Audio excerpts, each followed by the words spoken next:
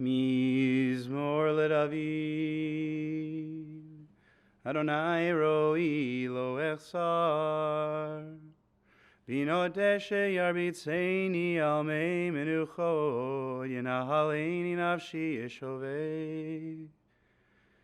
Yancheni v'maglei tzedek leman shemo.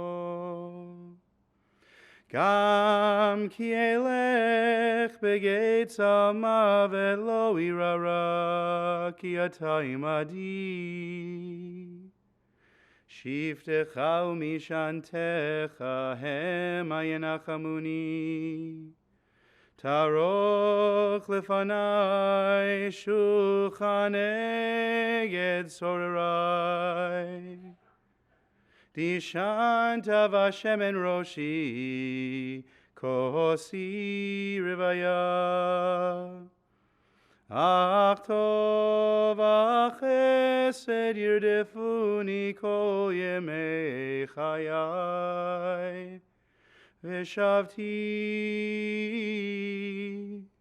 b'veit Adonai leorech yamim.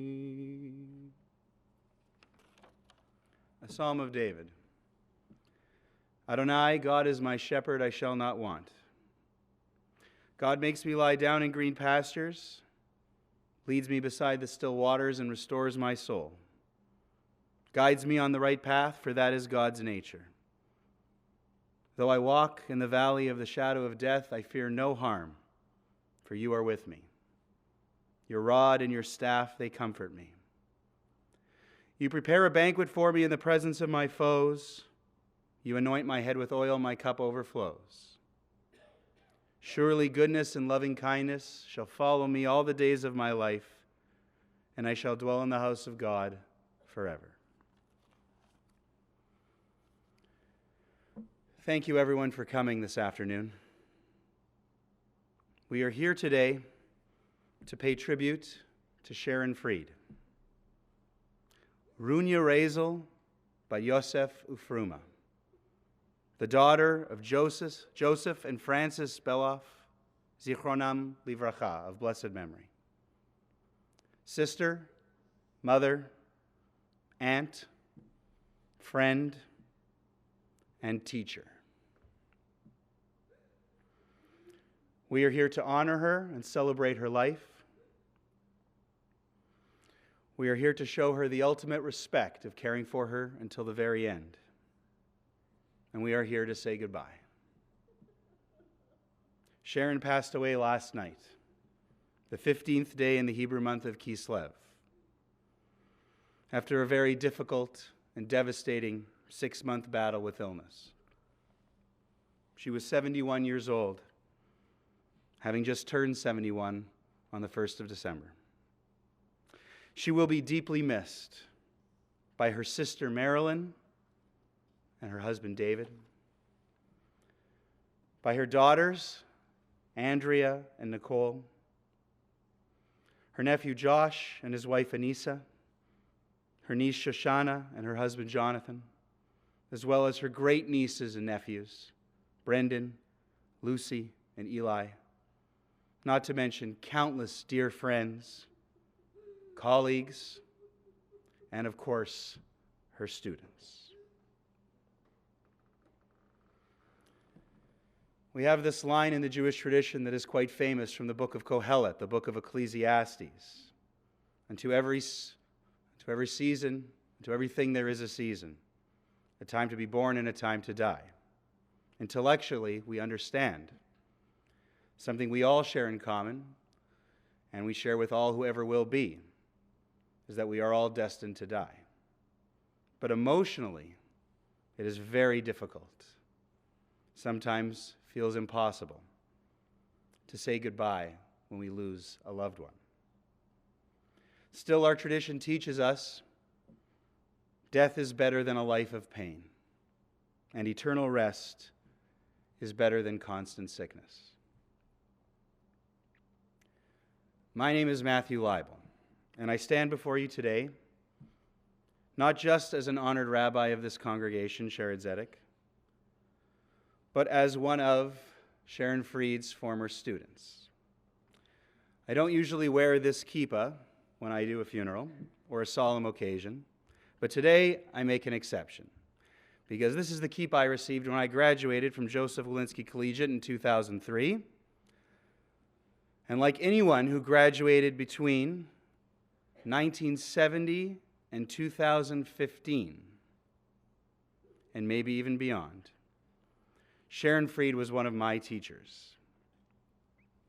And I'll tell you the truth, I find it very difficult, and have found it very difficult all week, to refer to her as Sharon. Because to me, like I know to many of you, she is and will always be Mrs. Freed. So let me continue like this. Mrs. Freed was my teacher for both English and social studies at various points throughout my high school career, and I have many fond memories of her classes, including the way she wrote on the whiteboard in a mixture of cursive and block letters, and warned all of us on the first day not to chew watermelon-flavored gum in her presence because she is severely allergic not to watermelon, but to artificial watermelon flavoring. Period. This is one of the things that kind of drove me nuts. She didn't talk and expect us to write down notes. She dictated what we were supposed to write down. Other memories that I'm sure many of you share. The famous portrait of the Queen, a young Queen Elizabeth in her classroom.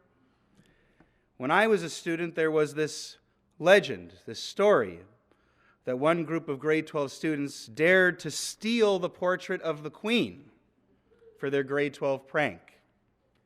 I found out it was the class of 1992 with ringleader Andrea Freed,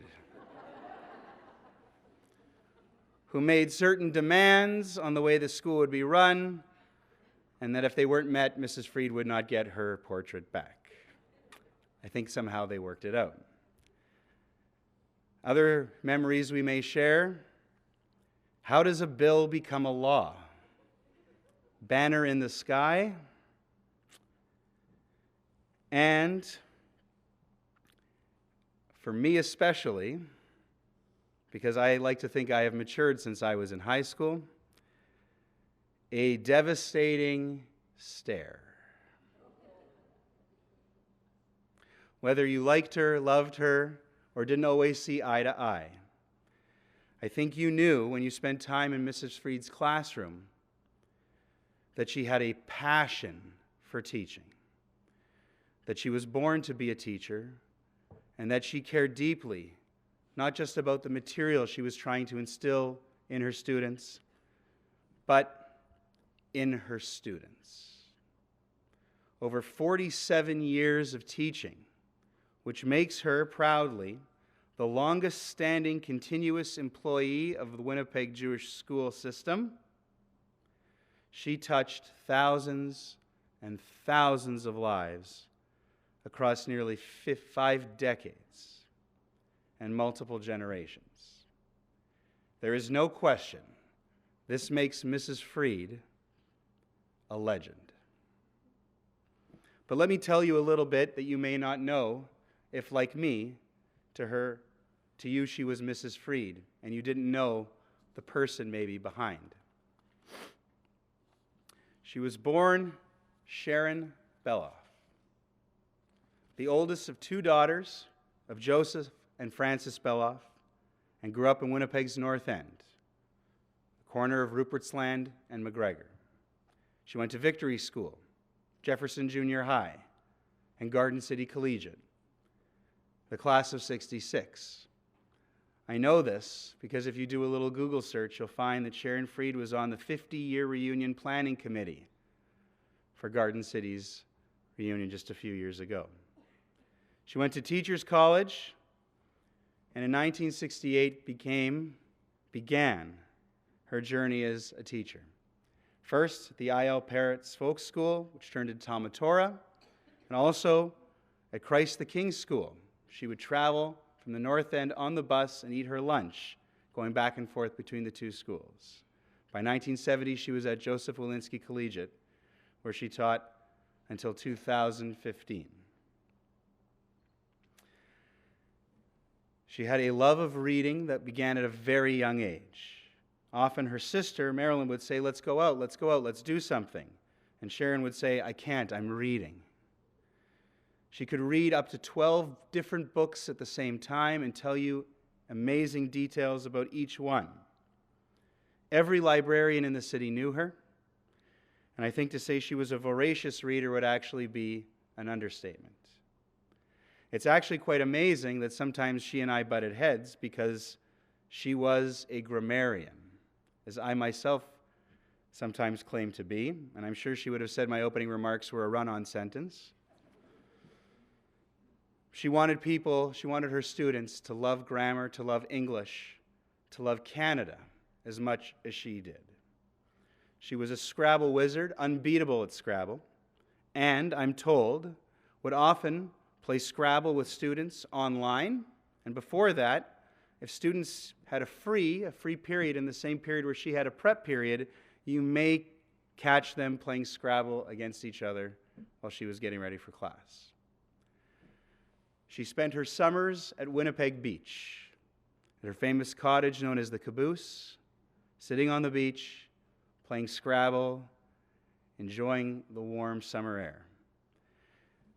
Her passions outside of family include antiquing and garage sales, collecting anything that says on it, made in occupied Japan,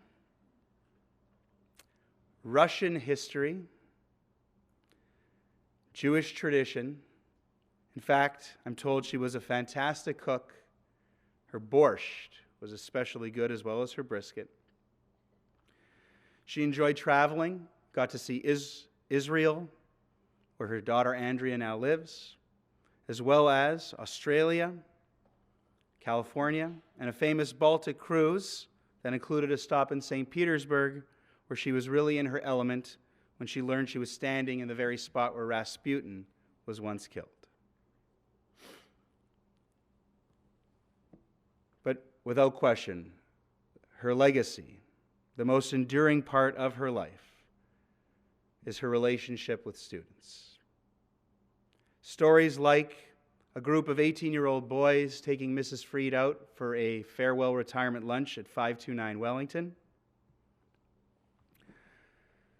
or students long after they had graduated calling her and seeking her advice or her help in crafting resumes, applying for jobs, asking for written recommendations to get into university or other programs,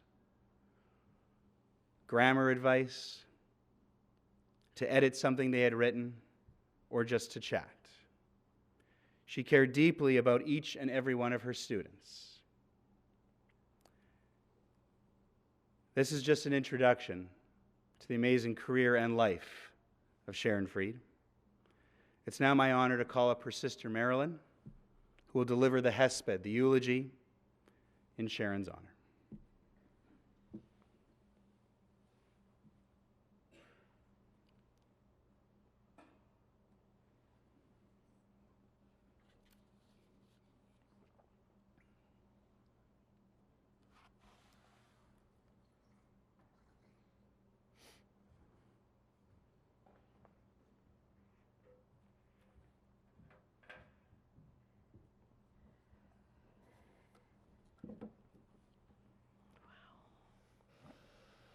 Just need a second. Thank you for coming. Okay.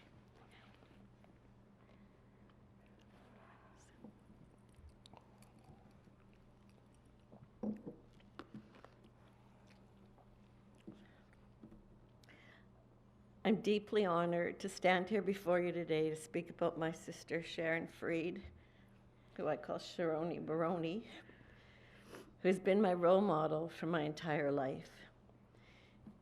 You're all here because you too have been blessed to have been touched in some way and made a better person by my dear sister for at least some part of your life. For me, her unwavering, unconditional love, influence, and support became a bedrock and a constant of my daily life since the very moment of my birth. As her little sister, I can tell you I tormented her, and I got her in trouble with our parents a lot. Wasn't her fault. Right now, I'm cherishing delightful memories of wave jumping at midnight with our parents at Winnipeg Beach. And I'm keeping a whole bunch of extremely silly, insane, sisterly rituals that we engaged in our early childhood to myself. As her sister, though, I believe that the very least thing I can do for her as she leaves this earthly realm and moves on to a place in our minds, memories, and hearts is to speak up for her about the meaning and purpose of her life. So I ask you to please be kind to me in listening to this eulogy, because as I prepared through my tears, I realized that this is my very first significant public speaking that I've ever done without her editing it first, and it's really hard to do it without her editing it. And I know she'll be wincing as she hears my grammatical mistakes. But she was also my greatest fan, so I know that this time she'll cut me some slack as I struggle to get through it without her editing. I desperately want to speak for her today, to do my best and to share some of the lessons I've learned from her and share them with you. Some of the lessons I've learned from her and her very unique and authentic life. I don't know how much you know about her as a mom, but Sharon was a fiercely loving and strong mother, and I mean fiercely. She loved, and Andrea Nicole, I believe she continues to love you with a tenacious love. Yes. No matter the day or the situation that she was involved in, she had an opinion, and she was never afraid to share it. She was never afraid to share her heart, her opinion, her passion, no matter what age or stage they were at, and her at. She believed that a mother's forever. She taught me that. And yes, Andrea Nicole, just like Sharon taught me that we can always access our mother's wisdom anytime in our hearts, so too will she always be there in yours. My own children, Shoshana and Josh, as my children, were privileged to live a life in which included their Auntie Sharon on almost a daily basis. We lived in each other's pockets, in each other's homes. Because of this, Sharon not only nurtured her own children and my children, but she has also loved my kids and my kids' kids, Brendan, Lucy, and Eli, as her own. Speaking of children, Sharon loved and felt a great deal of pride and responsibility and joy in all of the children coming into the sphere of her life. As a teacher of literally thousands and thousands of students, I know that she touched the lives of so many. I want to give a message to her students. I want you to know that she loved her work. I know I heard from her every day because she loved and took great pride in each one of you. She actually cared about each one of you as a human being, and she saw the best in you and your potential. She wanted each one of you to learn from her, not only that Russian history was important, that yes, profanity is, everybody, the attempt of a weak mind to express itself, that grammar matters, and that it's essential that we stand up for what is right, for justice and equality for everyone. She wanted each one of us to know that we count as independent people, independent of prestige, ego, office that you hold, or all those things that she thought didn't count, like what she put into this big basket she called Narishkeit. She'd want all of her students to know that no matter how much she would yell at you and sometimes scream at you, behind it, it was all love. And her intention was to teach, to stand firm, and that she took great pride and joy in your antics, as well as your accomplishments. Some of you might find this kind of an interesting little story, that when she first was in Teachers College, she was a kid. She was, I think, just 18. And she was full of fun, and piss and vinegar. Is that okay to say that on this? No. Anyways, she was really a lot of fun. And she was really a kid who enjoyed antics as well. But she thought, as a teacher's strategy, that you have to learn about discipline. So she thought she had to learn how to be firm and to yell at the students when necessary. So I was her practice student, and she'd try to yell, and I was supposed to try to make her laugh, because she really wanted to laugh and she wanted to be strong and firm. So we practiced together. Really, if you should know that what she really wanted to do was just break out with and laugh with you, just full out laughter, just enjoy your antics along with her. So I don't know how many of you know this, but it was no surprise to me that Mrs. Freed, Sharon Freed, was nominated for the Nellie McClung Award, which was an award that honors Nellie McClung's vision by recognizing the spirit of her life's work being advanced by women leaders of today. She clearly was an amazing leader and role model for women everywhere. You may also, moving away from teaching, you may be surprised to learn that Sharon had more than one sibling. Surprise? Well, in truth, I was her only biological sibling. But to Sharon, David, my dear husband, became her true brother. They were so close. The first thing she wrote when she was intubated after her surgery, she was unable to talk. She wanted to write. And she wrote, "How's David?" along with "Nicole okay?" Sharon was so connected to my friends growing up. She opened her heart and homes to them, so much that my friend Kathy chose Sharon as her adopted sister. So she really didn't just have one sibling. All of our family and our cousins, many of whom are here today to honor her, were touched and moved by her life more than I have time to explain and share with you. Cher touched not only the lives of so many students, colleagues, family members, but as more people who claim to be her best friend than anyone I know. I asked myself, how does this happen? And what meaning can we make of this? Sharon was Sharon.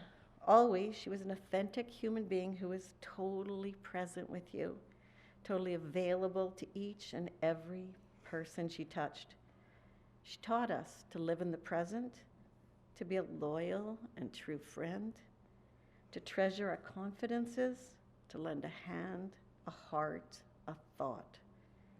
She taught us to listen and to hear each other, and not to be afraid to speak up and to step up, to lend a heart, a hug, an opinion, to share knowledge, and to do the heavy lifting in relationships.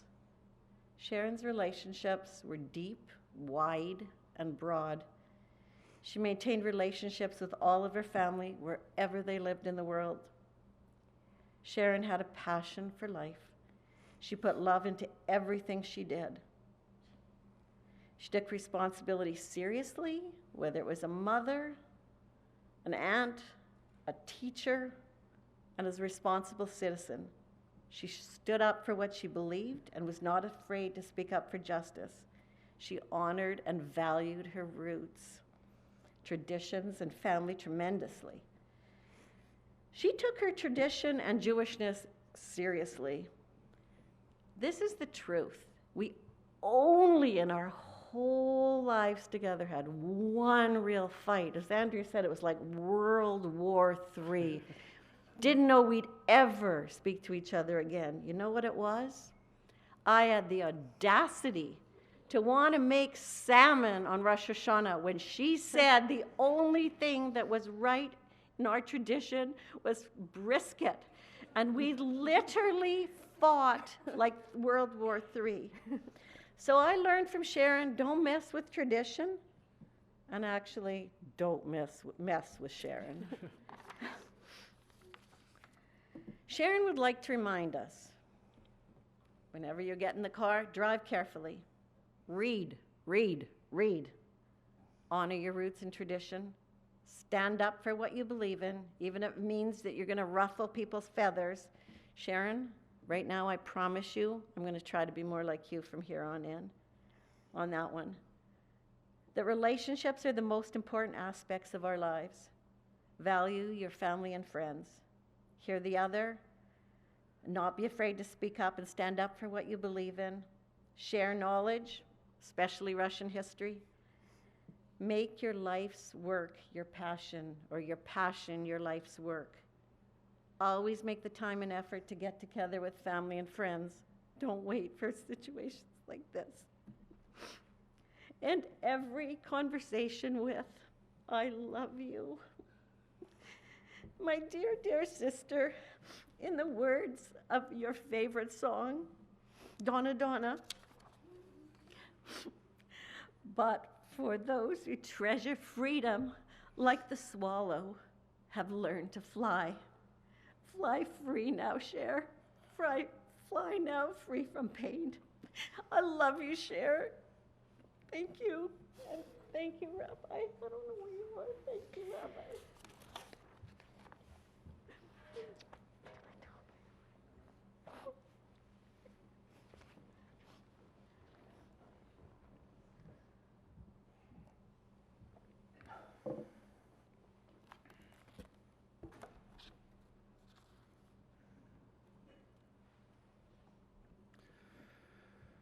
Thank you, Marilyn, for a beautiful and touching eulogy for your sister. We're going to do something now that is a little less conventional. If there is anyone, we have a few minutes, if there is anyone who would like to come forward and share brief memories or thoughts on Mrs. Freed, on Sharon, there will be, we're hoping, an opportunity for this later on in the week during Shiva. But right now, if there are a couple of people who would like to come forward, the family has asked that I extend the invitation.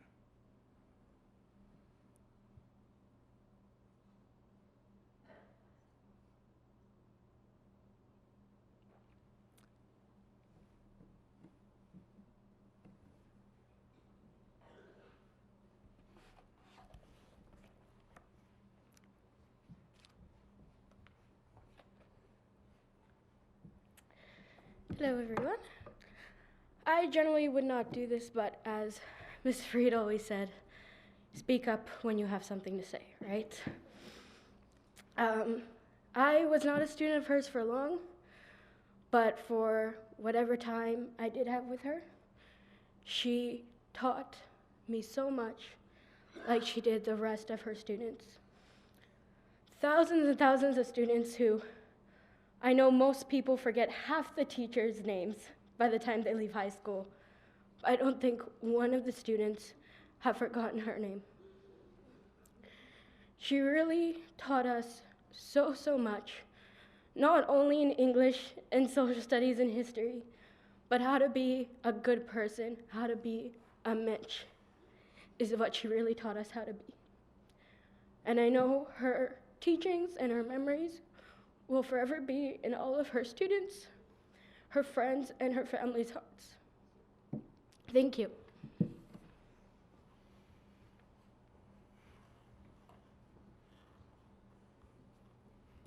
Thank you.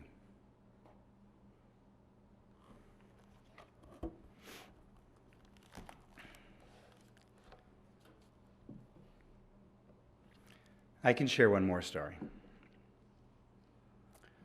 When I was in grade 11, Mrs. Freed was my English teacher.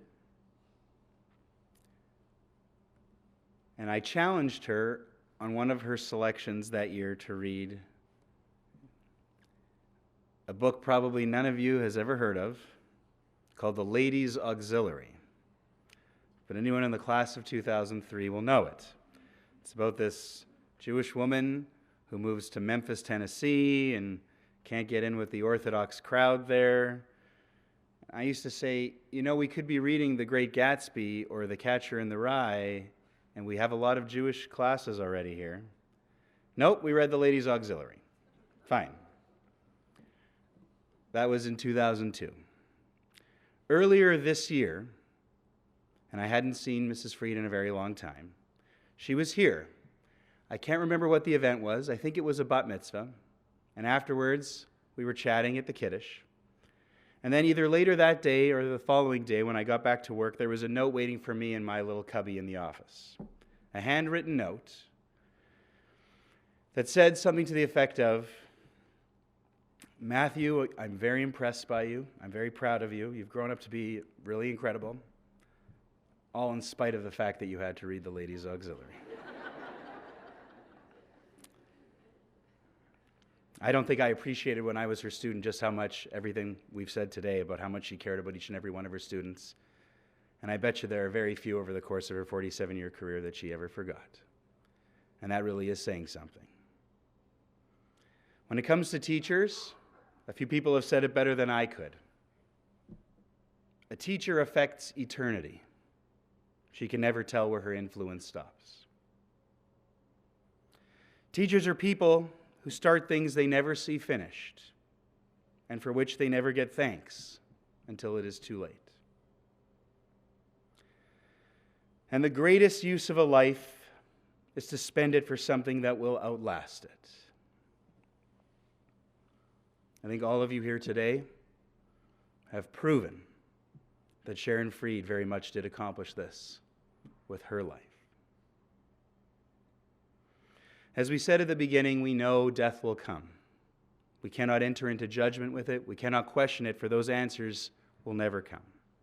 But we can, and we do, rob death of the ultimate victory by living our lives, so that when death does come, it takes us from a world, one corner of which is a little better because we were there. Whether she was Sharon or Mrs. Freed, she made our corner of the world much, much better. I invite you to rise for the El Malei Rachamim prayer.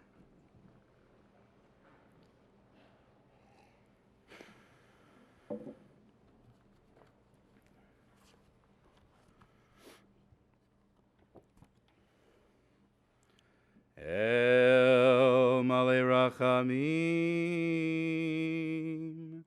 Shochein Bamromi, Hamsei Menucha Nechona Tachat Kanfei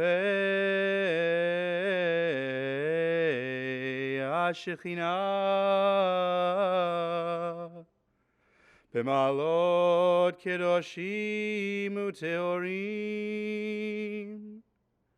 Kezohar Arakia Mazhirim, Et Nishmat Runya Rezo Bad Yosef Ufruma Shehalcha Leolama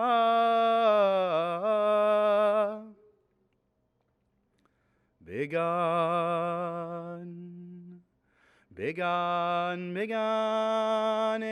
edente menuchata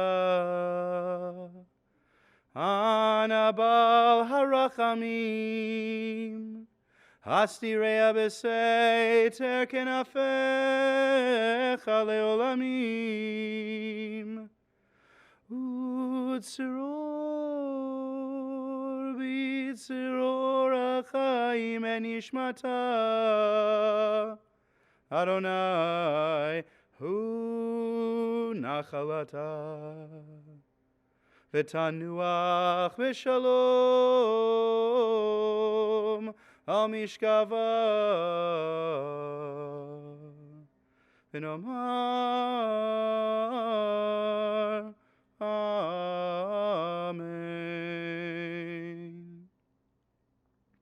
Exalted, compassionate God, grant infinite rest in your sheltering presence among the holy and the pure to the soul of Sharon Freed. Runya Razel, daughter of Yosef and Fruma, who has gone to her eternal home. Merciful One, we ask that our loved one find perfect peace in your eternal embrace. May her soul be bound up in the bond of life. May she rest in peace. And let us say, Amen. Please be seated.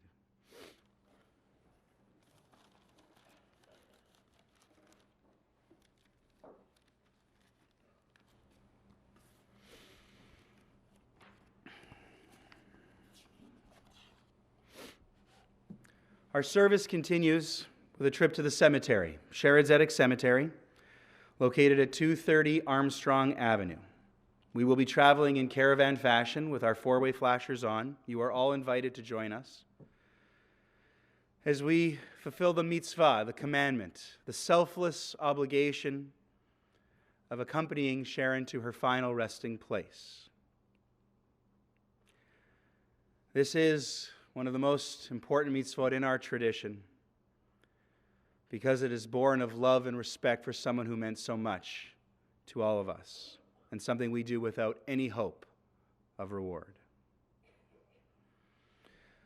The route that we take, in case we will be separated, is we go up Sherbrooke all the way to Logan, right on Logan to Salter, over the Salter Bridge, all the way to Armstrong, and it's right there turning right off Armstrong, in case we do get separated. Because again, we do stop for red lights in spite of having our four-way flashers on. After our visit to the cemetery, there will be a meal of consolation in Sharon's honor as we continue to pay our respects, but we also turn our attention to comforting her family, who have now entered into a very painful and difficult period of grief and mourning. The meal of consolation will be held at a house, Kathy Everett's house, Sharon's friend, located near the Sharon Cemetery. The address is 207 Macbeth Grove, M-C-B-E-T-H, 207 Macbeth Grove. Keeping with that spirit of comfort and consolation and joining our hearts together with those of her family, Sharon's family will be sitting Shiva and receiving visitors at Sharon's home, 27 Magenta Crescent, Sunday, Monday, Tuesday, and Wednesday, between 2 and 4 in the afternoon and 7 and 9 in the evening on all 4 days. I believe the plan is to have prayer services at 7 o'clock each evening as well. In a moment, I'll invite the family and the pallbearers to exit by way of the chapel. When we open the doors at the back, that's everybody's cue to leave. We have a very long-standing custom here at Sharon Zedek of forming 2 rows of people on the steps leading out of the building and onto the driveway. This is a continuation of the thought of the highest form of respect, being able to care for and accompany our loved ones until the end. 2 rows of family, friends, and community through which the pallbearers and the casket will pass. We ask you to help us with this after we open the doors. Before they leave, to the family, I offer these words of conclusion. In Hebrew, we say, Hamakom yinachem etchem betoch sha'ar avelei Tzion v'Yerushalayim. May you be comforted and consoled. May God comfort and console you among all those in our community who are in mourning or who have ever been in mourning. Family, pallbearers, if you'd like to leave now. To everyone else, again, on their behalf, and on behalf of our beloved colleague and teacher, Mrs. Freed, thank you so much for coming today.